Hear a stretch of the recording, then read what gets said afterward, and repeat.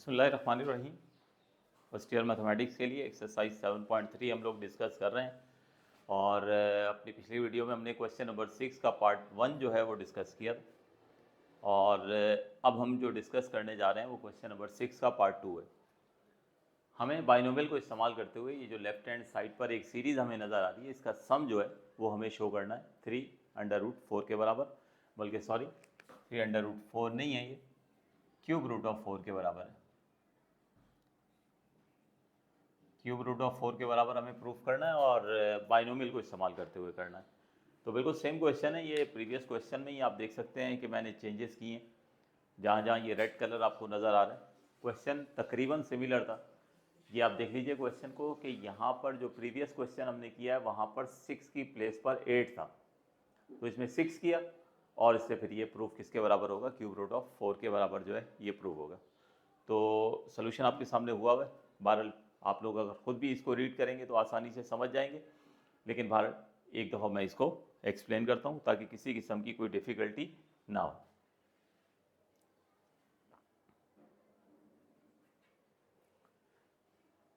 तो जो कि प्रूफ के हर क्वेश्चन में हमेशा जो हम इब्तदा करते हैं, फर्स्ट ऑफ ऑल ये मेंशन करते हैं कि हम किस साइड को कंसीडर कर रहे हैं।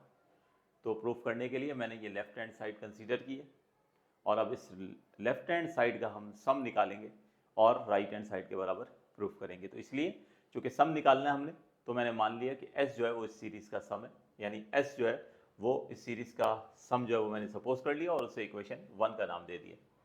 अब चूँकि बाइनोमियल को इस्तेमाल करना है और इस बाइनोमियल एक्सपेंशन में यहाँ पे फर्स्ट टर्म 1 है, तो इसकी जो बाइनोमियल होने वाली है वो क्या होने वाली है, 1 + x की पावर n, और 1 + x की पावर n हमारा बाइनोमियल का फॉर्मूला है, जो आप लोग जानते हो कि 1 + nx + n × n - 1/2 factorial × x² and so on.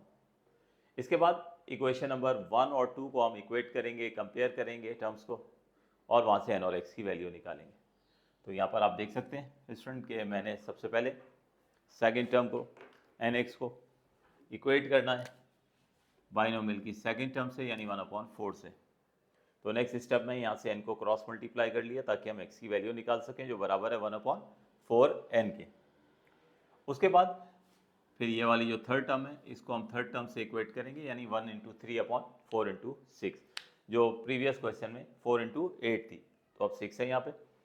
अब उसके बाद अगला स्टेप आप जानते हो कि ये जो x की वैल्यू हमने जिसे इक्वेशन नंबर 3 का नाम दिया 1/4n, ये हम यहाँ पे सब्स्टिट्यूट किया करते हैं।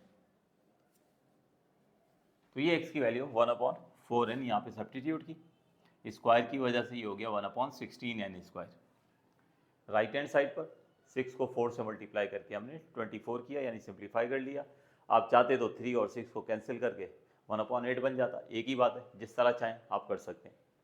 नेक्स्ट स्टेप में n से n की एक पावर कैंसिल हो जाएगी और यहाँ बच जाएगा n - 1/n। फिर ये हमारे पास स्टूडेंट ये जो 2 और 16 है इसको हम क्रॉस मल्टीप्लाई करके ऊपर शिफ्ट किया, और अब आप देख लें कि यहाँ पे अगर आप कैंसिलेशन करेंगे तो क्या बच जाएगा, आपकी बार हमारे पास 4 बच जाएगा। ठीक है, अब यहाँ से क्रॉस मल्टीप्लाई करें, n जाके 4 से मल्टीप्लाई होगा 4n हो जाएगा। नेक्स्ट स्टेप में हमने इस n को जो है उधर शिफ्ट कर दिया, तो -1 बराबर हो गया 4n - n, जो कि 3n के बराबर है, और इस तरीके से n की वैल्यू आ गई हमारे पास -1/3। अब ये n की वैल्यू हमें -1/3 यहाँ पर सब्स्टिट्यूट करनी है ताकि x की वैल्यू मिल जाए। तो ये देख सकते हैं मैंने यहाँ पर n की वैल्यू पुट कर दिया -1/3। अब क्या होगा, ये 3 जो है फ्रैक्शन को सॉल्व करेंगे ऊपर शिफ्ट हो जाएगा, तो x की वैल्यू आ गई -3/4। तो अब n की वैल्यू -1/3 आ चुकी है और x की value -3/4।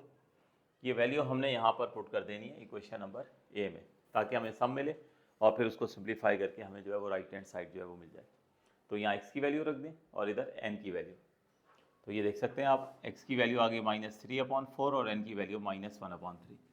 In the next step ये माइनस प्लस माइनस हो गया। अब इसको आप सिंप्लीफाई कर लीजिएगा, जगह की कमी थी तो मैंने एक स्टेप थोड़ा सा डायरेक्ट कर लिया।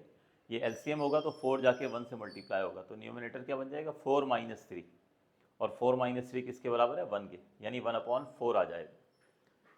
अब 1/4 का रेसिप्रोकल करें तो ये 4 की पावर 1/3 हो गई, और 1/3 पावर का मतलब है क्यूब रूट।